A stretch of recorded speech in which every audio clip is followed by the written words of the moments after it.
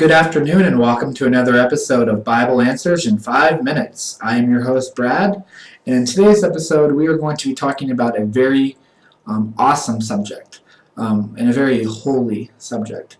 We are going to be, with hopefully some reverence here, talk about the name of God. That's kind of our topic for today. Alright, so like I said, we are talking about the importance of God's name.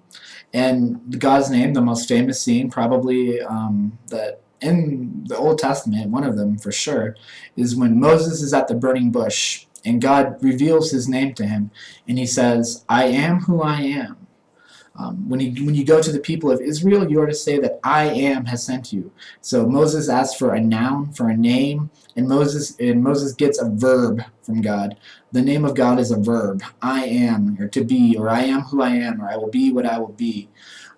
Now this expresses itself in our English Bibles typically as the Lord, capital L-O-R-D. In Hebrew, it's YHWH or YHWH in modern times. This is called the Tetragrammaton, which is a big fancy word for meaning four. We don't actually know how God's name is pronounced, honestly, because no one has pronounced it in thousands of years. And even when they did way back in Jesus' day and before, they did it so rarely because they wanted to treat it with such reverence and such respect, because it was one of the 10 Commandments, right? Don't take the name of the Lord your God in vain. And to do so, to commit this blasphemy, I mean, it was a death penalty. I mean, if you took the Lord's name in vain, you were stoned. And we see that reality lived out even 1,300 years after the decree was given. When Jesus has all these different conversations with the Pharisees and the Jewish people on several occasions, he basically said, the Father and I are one. If you've seen me, you've seen the Father. Before Abraham was born, so 2,000 years before Jesus Christ walked the earth, in 2000 BC, Jesus said that he was alive then, and he was alive even before 2000 BC.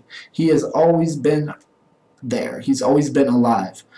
So in that essence, he's saying, I am God. I have always existed. I existed before Abraham, during Abraham, and after Abraham. And the Jews wanted to stone him because they thought he was crazy. We also have the famous I am statements in the Gospel of John. Now, one very cool thing about Hebrew, the Hebrew language, it's not just words that have meaning, but individual letters have meaning. And you can find all kinds of graphs like these online that translate what they mean into English for you. They're everywhere. Some of them are a little bit different, but they all basically say pretty much the same thing. So let me kind of give you an example of what I'm talking about.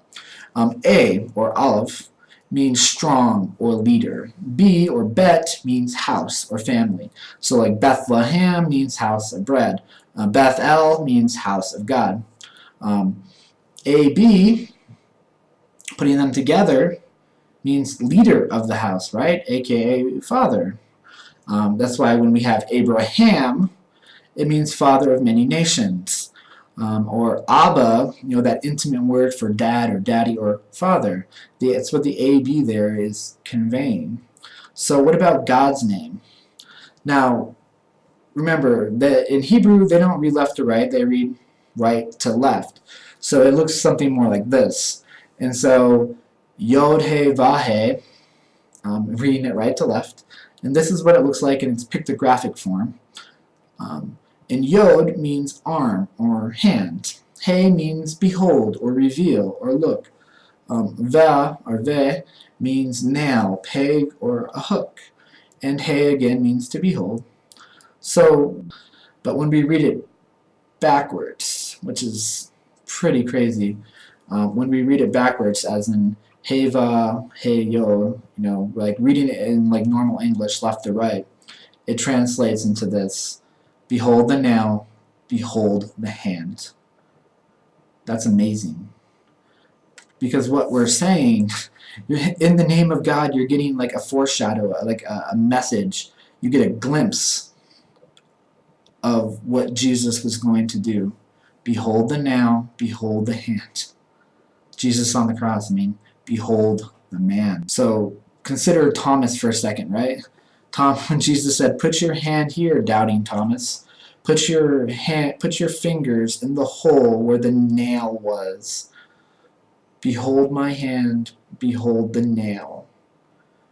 And what does Thomas do? He basically falls to his knees and proclaims, "My Lord and my God." He calls Jesus Lord. He calls Jesus God, and he worships him. Amazing, amazing, amazing. So Jesus Christ is not just the Word of God.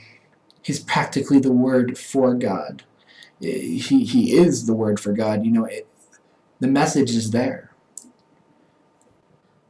This is just an amazing subject, guys, so I know I went about a minute over, and I apologize for that. If you have any comments for me about this subject matter or any other question, you know where to leave them down in the comment section. And please remember to like and subscribe and share with your friends on social media. Have a great day, and God bless. See you next time.